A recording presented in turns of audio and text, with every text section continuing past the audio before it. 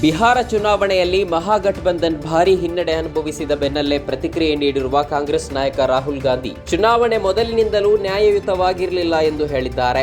ಈ ಕುರಿತು ಎಕ್ಸ್ನಲ್ಲಿ ಪೋಸ್ಟ್ ಮಾಡಿರುವ ರಾಹುಲ್ ಗಾಂಧಿ ಮಹಾಗಠಬಂಧನ್ಗೆ ಬೆಂಬಲಿಸಿದ ಮತದಾರರಿಗೆ ಧನ್ಯವಾದ ಅರ್ಪಿಸಿದ್ದಾರೆ. ಸಂವಿಧಾನ ಮತ್ತು ಪ್ರಜಾಪ್ರಭುತ್ವವನ್ನು ಉಳಿಸಲು ವಿರೋಧ ಪಕ್ಷಗಳು ತಮ್ಮ ಹೋರಾಟವನ್ನ ಇನ್ನಷ್ಟು ಬಲಪಡಿಸುತ್ತವೆ ಎಂದು ಹೇಳಿದ್ದಾರೆ. ಜಮ್ಮು ಮತ್ತು ಕಾಶ್ಮೀರದ ನೌಗಮ್ ಪೊಲೀಸ್ ಠಾಣೆಯಲ್ಲಿ ವೈಟ್ ಕಾಲರ್ ಭಯೋತ್ಪಾದನೆಗೆ ಸಂಬಂಧಪಟ್ಟಂತೆ ಫರೀದಾಬಾದ್ನಲ್ಲಿ ಇತ್ತೀಚೆಗೆ ವಶಪಡಿಸಿಕೊಳ್ಳಲಾಗಿದ್ದ ಸ್ಫೋಟಕಗಳ ಸಂಗ್ರಹದಿಂದ ಮಾದರಿಯನ್ನು ಹೊರತೆಗೆಯುವ ಸಂದರ್ಭದಲ್ಲಿ ಸ್ಫೋಟ ಸಂಭವಿಸಿದ್ದು 9 ಪೊಲೀಸರು ಮೃತಪಟ್ಟಿದ್ದಾರೆ. 27 ಮಂದಿ ಗಂಭೀರ ಗಾಯಗೊಂಡಿದ್ದಾರೆ ಎಂದು ಅಧಿಕಾರಿಗಳು ಶನಿವಾರ ತಿಳಿಸಿದ್ದಾರೆ.